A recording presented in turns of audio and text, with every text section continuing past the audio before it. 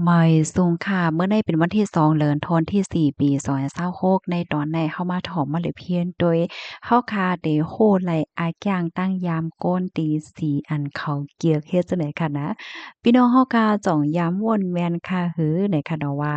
สีเสื้อผ้าเสื้อโคอันที่เฮาคาเกียกอันนั้นก็สีต่างเจอต่างเปิงในค่ะนะมันแหน่ถึงไลว่าก้นก้อนในมีอากอย่างตั้งยามจึงหือพองให้แหน่เนาะ ในวันมื้อในเฮามาถอมมาเลยเพียนด้วยค่ะนะว่าสังว่าเฮาคาลายใจสีอันใดอ้ายย่างตั้งยามเฮาคาเป็นหือสังว่าโอ้ยก็เฮาอันนั้นก็ก้นจำตัวเฮาก้นที่เฮาคาฮู้จักลายใจสีอันนั้นน่ะอ้ายย่างตั้งยามเขาในเตเหมือนหือหลายจังเนี่ยเนาะเฮามารับถอมด้วยกว่าค่ะที่หนึ่งค่ะสีเหลืองค่ะเนาะก้นก็ที่อันลายใจสีเหลืองในไหนเป็นก้นที่อันมีรวง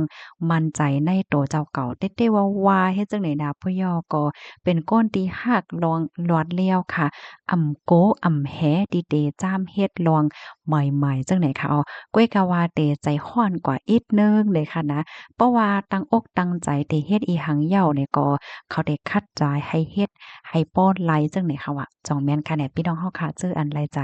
สีเหลืองค่ะกำในเฮาค่ะมาถ่อมด้วยเทียงข้อที่2สีน้ำเงินอำนั้นก็ความใต้เฮาที่ฮ้องว่าสีส้มเนี่ยค่ะเนาะ ก้นที่อันไล่ใจสีสอมในขณะเป็นก้นที่อันหักรองงำเหยียนเป็นก้นอันมีรองมีตั้งมีเห็ดมีผลค่ะเป็นก้นที่อันมีรวงบ่เอาปนพรสูงเด้ๆค่ะโอ้ยก็โอ้ยสิอำนั้นก็ก้นหิมห้อมก้นหิมจำในเดยุ่มยำตั้มใจแลเป็นดีปึงดีอิงปันตอนดาก้นหิมห้อมไหลพาแทงลูกขวัญแต่เลยว่าเป็นก้นที่อันยุ่มยำตั้มใจแล้วเป็นก้นที่ปึงอิงไหล เฮ็ดไหนอ้อเนาะก้วยกะว่าก้นก็ในเนี่ยเด็กเข้าถึงหยาบอีกหนึ่งเนี่ยเนาะย้อนก็เพราะว่าเป็นก้นที่อันมีรองมีตั้งมีหดมีเห็ดมีผลว่าซั่งว่าเฮ็ดจังได๋นะมื้อแต่มันก้อยดีเข้าหาหยาบแน่นะเพราะว่ามื้อกื้อยอแต่ก็เล็บเด็กเข้าหาไหลง่ายจังได๋อ้อจ่องแม่นค่ะก้นที่อันไหลใจสีซ้อมค่ะพี่น้องเฮาค่ะรู้เป็นก้นไหลใจสีสังค่ะกำในมาเที่ยงที่3ค่ะเนาะสีเขียวค่ะ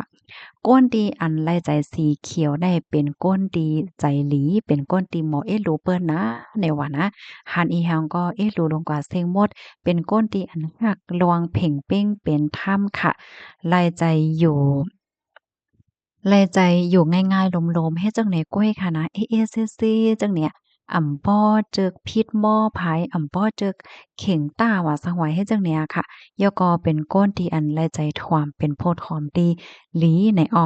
กำในมาที่4ค่ะก้นลายใจสีเหลืองค่ะก้นที่อันลายใจสีเหลืองได้ๆก็โอ้โฮเรียกได้ว่าเป็นก้นที่อันมีป้ายว่นไอเดียตั้งอังกฤษเขาที่ฮ้องว่าครีเอทิฟเนี่ยค่ะเนาะความไทยฮ้องว่าความคิดสร้างสรรค์จังเนี่ยนะหมอว่นหมอส่วนว่นเปิ้นว่นไหลกองว่นไหลเฮ็ดจังเนี่ยเป็นก้นที่อันต้วยในโลกลมฟ้าหลงได้กว่าในตั้งที่หลีตั้งอังกฤษเขาที่ฮ้องว่า positive thinking ค่ะเป็นก้นลักแหลมเสียมกา เป็นก้นตีนแลใจเฮียนโหดลองใหม่ๆอยู่ตาเสจังไหนอ้อกำในมาแทงที่หากสีของก้นที่อันไรใจสีของแน่เป็นก้นที่มีน้ำใจมีใจหลีเมตตาค่ะอ่อนหวานเนาะเป็นก้นโรแมนติกค่ะเสียวแลเป็นก้นที่ไว้นักปักใจต่อลวงลวงความในใจความรู้สึกของก้นหิมห้อมเฮ็ดจังเนี่ยมันจังหนังบางก้อนในอำว่าเขาได้รัดได้เฮ็ดได้สร้างหั้นกว่าก็เขาเฮ็ดละลงก่อนเลยที่อำม่วนว่าก้นหิมห้อมในที่ว่วนจึงหือเตเป็นหือในนั้นน่ะเนาะก็น่ะว่าก้นที่อันไรใจสีของได้ก็อร่อยว่นน่ะ เพราะว่าเฮาลัดกว่าจังใดได้จังว่าดีกว่าตึกเคิกเปิ้นทำได้ว่นจึงหือพองเฮ็ดจังแหนเนาะเอ่อเป็นก้นปะยอก็เป็นก้นที่อันแค่ให้เปิ้นว่าใส่ใจลุ่มล่าด้วยถึงเหมือนกันนะเหมือนหนังเป็นก้นโอนๆโน้นๆจังเนี่ยเนาะเป็นก้นที่ใส่ใจเปิ้นยอก็แค่ให้เปิ้นมาใส่ใจใส่ใจเจ้าเก่าเหมือนกันแหนวกำในมาด้วยทางข้อที่6ค่ะสีขาวเนาะ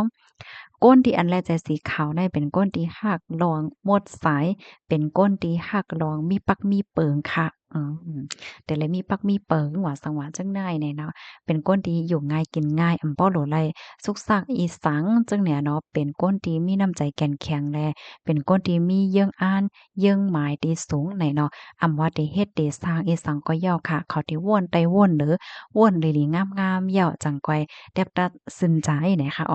กำในมาแทงข้อที่7ค่ะสีลำเนาะก้นก็อันไลใจสีลำนั่นไหน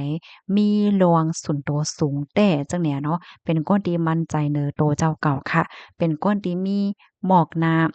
ปะยอก็เป็นก้นที่อันไล่ใจเป็นก้นกุ้มเปิ้นเนาะเป็นโพอ่อนโฮเฮ็ดจังเนี่ยนะแต่เลยว่าได้เป็นก้นออกคอสั่งว่าสั่งว่าเฮ็ดจังเนี่ยบางก้อนนั้นมันเตมีมจะเฮ็ดนั้นเฮ็ดนั้นเฮ็ดอันนี้แต่ไล่ใจเป็นก้นที่ออกคอสั่งเลยเป็นก้นที่กุ้มกำเปิ้นเฮ็ดจังไหนปยก็เป็นก้นที่อันใจอาหนาอีกหนึ่งและใจอาหนาอีกหนึ่งเนี่ยว่ากำในมาแทงข้อที่8ค่ะสีส้มสีเหลืองหมากจอกเนาะ ก้นที่อันไร้ใจสีอันให้ได้เป็นก้นหักลองเกี่ยวลองมนลองซื้อใกล้ก่อกินเกี่ยวหลอกก็ใกล้เข้าตรงวงก้นปยก็มีโอ้ยก็โอ้ยสินำค่ะผู้ไลภัยอยู่จำก็ไลยุ่มไลโคจ้อมอยู่ตาสิเป็นก้นที่เปิดเผยค่ะนะเป็นก้นที่บ่วนนำคำใจยังค่ะเป็นก้นเกี่ยวๆม่วนๆซื่อๆเฮ็ดให้นะกินเกี่ยวๆเฮ็ดให้แล้วค่ะก็ในมาแทงข้อที่เก้าค่ะสีกำค่ะ ก้นที่อันแรกจะสีกำได้เป็นก้นที่มีป้ายว่นสร้างสรรค์มีป้ายว่นอหลีค่ะเนาะเปิ้นว่นแล้วก็ว่นไรให้เนี่ยตัวอย่างเปิงแตกมันเนาะว่าได้เป็นสารสารโก๊ยสารสาดสารเป็ดสารซ่าสารไล่ลอกไล่เข้มๆคึกๆอันเปิ้นสารไล่ก็เจ้าก็สารไล่มันจั่งว่าบ่ได้เป็นต่างเมี่ยวก็ย่อค่ะเนาะครีเอตน่ะความอังกฤษเขาอะมีนำกัดฝ่ายต่างอันในจังเนี่ยเนาะปย่อก็จังฮู้ไล ลงนาให้เนี่ยความไทยของว่ามีเซนส์จังเนี่ยนะความใต้เฮาได้ก็เตเลยว่าจังหือค่ะในมันจังว่าประวัติได้เป็นอีหังๆใดก็เขาจ้างโพดไลลงนาเฮ็ดเนี่ยนะกูก็เขามีจังไหนป้าเนี่ยว่าย่อก็ไล่ใจลองติอันเปิ้นอำไล่ใจายว่านะย่อก็มีนำกัดฝ่ายป้ายม่วนสูงแหนก็ได้มาทางที่10ค่ะสีน้ำตาล